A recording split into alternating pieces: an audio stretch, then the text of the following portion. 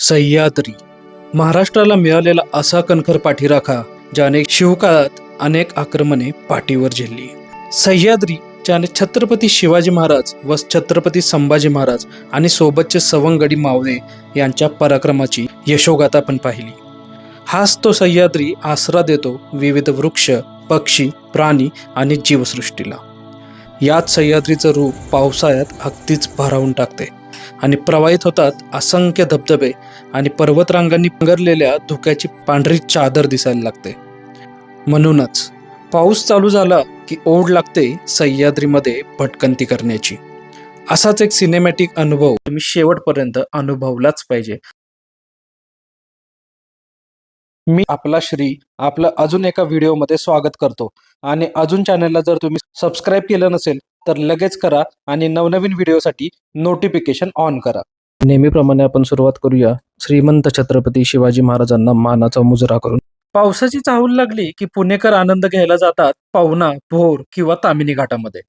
तसंच आम्ही सुद्धा पावसाचं वातावरण झालं आणि दुपारी अचानकच निघालो एका अशा ठिकाणी जिथं जाताना मंदिरं, नद्या, डोंगर, किल्ले, तलाव आणि धरण पाहायला मिळणार होते. ते म्हणजे पवना लेकला. आता BMWच्या गाडीमध्ये ऑसम फील घेत बाहेर धुकं, बहरलेली फुलं आणि हिरवगार व्हायला लागलेला परिसर हे सगळं पाहत आम्ही निघालो पवनाकडे. भाताची रोपे तयार होताना पाहत हडशीच्या अलीकडे एका स्पॉटला थांबलो जिथे आम्ही नेहमी थांबतो आणि इथे असलेली शेती, इथले डोंगर, नदी आणि बरंच काही इथं पाहायला मिळतं. आणि हे पाहत असताना नितांत शांतता, वाहणारं झुळझुळ पाणी, इथं असणारं वन्यजीव आणि सगळं काही विशेष आकर्षणच ठरतं. आता इथून पुढं तुम्ही हडशी मंदिराला नक्की जावा, ज्याचा संपूर्ण माहिती असलेला व्हिडिओ मी आधीच बनवलेला आहे आणि ज्याची लिंक मी नक्कीच डिस्क्रिप्शन मध्ये देतो.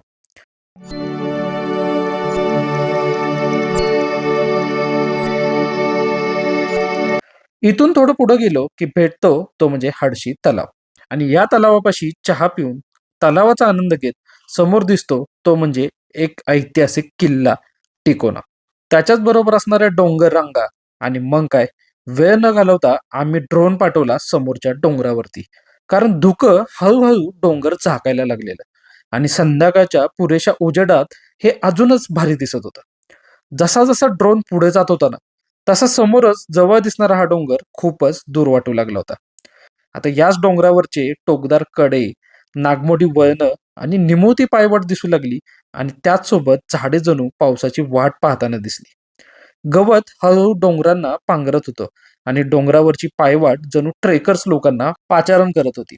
कुठे सपाट भाग दिसत होता तर कुठे तीव्र चढ. आणि जेव्हा ड्रोन आहे ना त्याच्या लिमिटच्या एक्स्ट्रीम हाईटला गेला ना तेव्हा दिसला डोंगराचा माथा आणि त्या माथ्यावरती मखमलीत झाकणारं धुकं. मागे दिसत होता पवना आणि तुंग किल्ला आणि जवळच होता तो म्हणजे टिकोना किल्ला. मग काही सिनेमॅटिक शॉट्स घेतले आणि कोकण कड्याचं मिनी व्हर्जन दिसणारा हा कडा दिसायला लागला आणि तो तुम्ही पण अनुभवा. आता याच्या शेजारीच दिसत होता तो म्हणजे टिकोना किल्ला. याचं नाव टिकोना हे त्याच्या त्रिकोणी आकारावरून पडलं असावं असं म्हणतात. याचंच दुसरं नाव वितंगगड असं आहे. हा किल्ला ऐतिहासिकदृष्ट्या अगदीच महत्वाचा होता. 1657 मध्ये छत्रपती शिवाजी महाराजांनी या किल्ल्यासोबतच इथला परिसर सुद्धा स्वराज्यात सामील करून घेतला. किल्ल्यावरती त्र्यंबकेश्वर महादेवाचं मंदिर, तुळजाई देवीचं मंदिर, हनुमानाचं मंदिर आणि बऱ्याच पाण्याच्या टाक्या पाहायला मिळतात. तसा ट्रेकिंगसाठी हा किल्ला सोपा मानला जातो आणि अगदीच 45 मिनिटं ते 1 तासामध्ये आपण गडाच्या माथ्यावरती पोहोचू शकतो. या किल्ल्यावर जायला चांगली पायवाट, पायऱ्या पाहायला मिळतात. शेवटच्या चढाईच्या टप्प्यात 25 ते 30 पायऱ्या मात्र 80 डिग्री कोनामध्ये दिसतात. धुक्यात हरवलेलं टिकोनाचं विहंगमय दृश्य पाहून मन अगदीच भारावून गेलं. हे अगदीच पाहण्यासारखं होतं आणि ते आता तुम्ही सुद्धा पहा.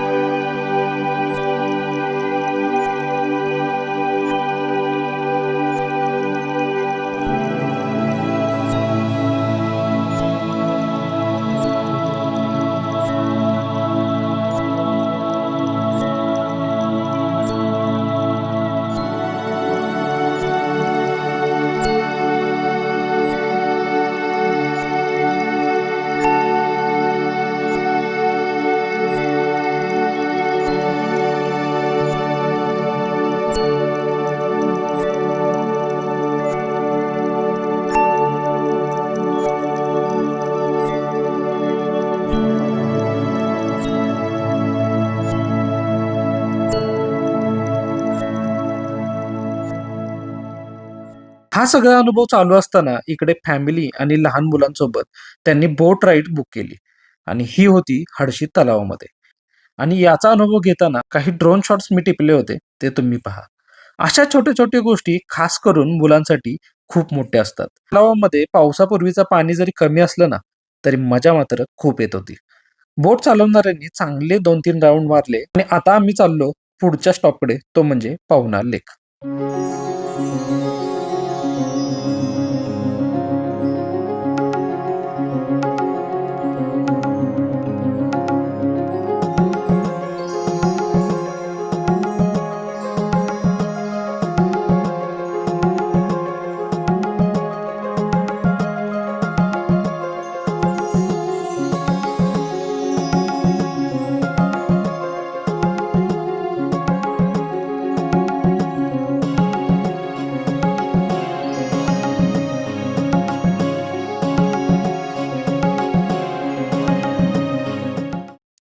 आता आमचा पुढचा स्टॉप झाला तो म्हणजे द ओव्हन लेक साइड, जिथून पवना आणि समोरच दिसत होता तुंग किल्ला. या रेस्टॉरंटमधून सनसेट पाहण्यासारखाच असतो. मग काय, पुन्हा एकदा ड्रोन पाठवला दुसऱ्या किल्ल्याकडे, तो म्हणजे तुंग. या किल्ल्याचे नाव तुंग किंवा कठीणगड असे पण आहे. आता हा किल्ला जवळच दिसत होता, पण हवेतून याचं अंतर जवळपास 4 किलोमीटर होतं. मग काय, पवनाचं पाणी, पक्षी पाहत पुढे 1-2 गावं दिसली आणि हळूहळू ड्रोन जायला लागला तुंग किल्ल्याजवळ. या किल्ल्याचा वरचा भाग अगदीच रुंद आहे, पण याची उंची देखील समुद्र किनाऱ्यापासून 3,527 फूट आहे.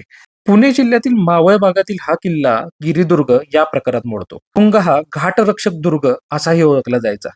1657 मध्ये हा किल्ला स्वराज्यामध्ये सामील झाला आणि 1660 मध्ये नेतोजी पालकर यांच्याकडे या भागाची सुरक्षा सोपवण्यात आली. हा किल्ला टिकोना किल्ल्यापेक्षा थोडासा चढाईसाठी अवघड आहे. किल्ल्यावरती तुंगदेवीचे मंदिर, गणेशाचे मंदिर, तलाव, लेण्या हे सगळं पाहायला मिळतं. हा किल्ला इतका धुक्याने पांघरलेला होता ना, की स्वर्गीय अनुभवच देत होता. आता सिनेमॅटिक व्ह्यू पाहताना खरंच डोळे सुखावतच होते.